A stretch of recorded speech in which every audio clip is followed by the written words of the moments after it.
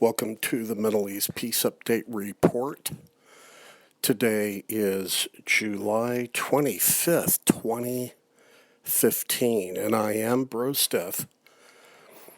The report title today is Ezekiel 38:13. Why?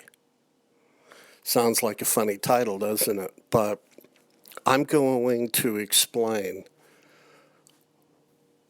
what why means with respect to the Iranian nuclear deal that our government unwisely made with Iran, and what I believe this nuclear deal has ultimately accomplished, according to the Bible, of course. So when you read Ezekiel 38:13, we're told that the alliance, Western alliance, is kind of caught off guard.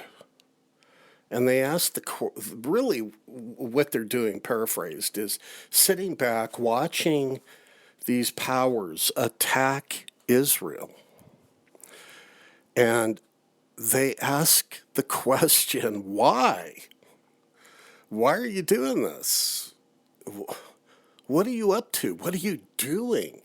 But notice in that verse, no action is taken. They're just sitting by, probably at the United Nations, talking about this, debating this, and just trying to figure out what's going on and why this alliance, Arab alliance, led by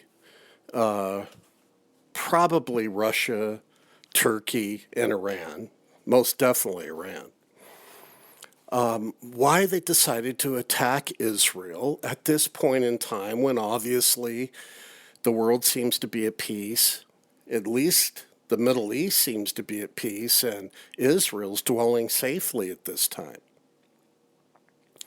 Well, here's why I believe they're asking the question, why? It was released through Arutz Sheva, Israel National News, that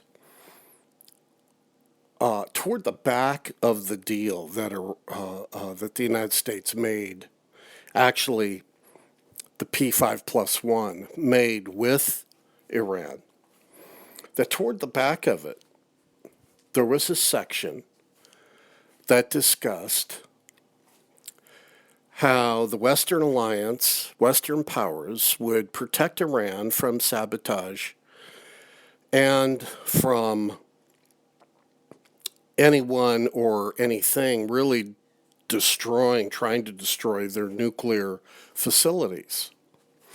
And therein lies, I believe, the hook that's going to stop the Western powers from doing anything. And that's why I believe in Ezekiel 38:13, they're just sitting there around a table in the United Nations, more than likely, just trying to figure out, scratching their heads, trying to figure out what's going on. I believe that this deal and this clause in the deal lays the foundation and helps us to understand why the powers that be react the way they do.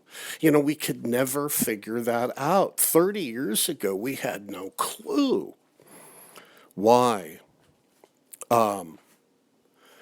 the Western Alliance would not be involved helping Israel, and why Israel was standing all by herself, which forced the hand of God to come to her rescue.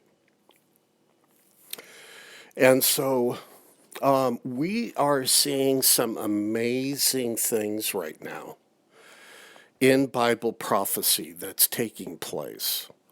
And I believe this Iranian nuclear deal is going to go down in the history books as one of the biggest mistakes the Western free world made with a Islamic terrorist nation. And now we know why. the Western Alliance, will do nothing because they have promised to do nothing, and they have promised through covenant and agreement to protect an Islamic radical nuclear nation. What does that do? That pits us, the United States of America, Great Britain, Germany, France. It pits us all against the Lord, and really takes a megaphone out and says to the world, we are not going to defend Israel any longer. There are bigger priorities now, and we are going to take care of our national interests above protecting an ally. And so Israel is right to be very upset and to begin making plans in how to shut down Iran's nuclear ambitions. And I believe that's coming. I don't believe Israel's going to sit by and just let Iran just start building nuclear bombs. I just don't see that happening. But I could be wrong.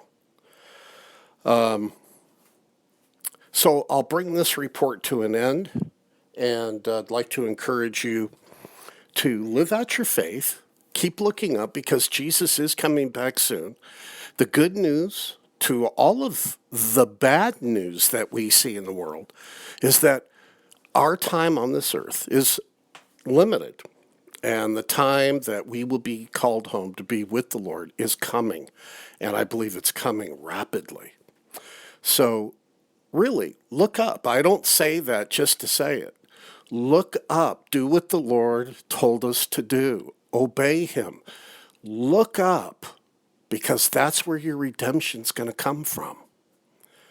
And one day he's going to call us home. We're in a moment, twinkle of an eye, 1 Corinthians chapter 15. We're just going to disappear and be with the Lord forever. So live out your faith. Encourage others to look up. And if you don't know the Lord, I would encourage you to yield your heart and life over to him. Probably right now would be a great idea, because we are really running out of time. And I would hate to see anyone listening to my voice right now who isn't secure in your eternal future have the rapture of the church, 1 Corinthians chapter 15, have that happen, and you be sitting at your computer listening to this audio going, why didn't I listen? So listen. Ask the Lord to forgive you of your sin. Read Romans chapter 10. Confess him as the Lord and Savior, your Lord and Savior. And be born again. Read John 3:16 through 18. Read it. Obey it. Do it. Do it today. Do it now. This is Bro Stuff. I'll talk to you again real soon. Remember, live out your faith and keep looking up.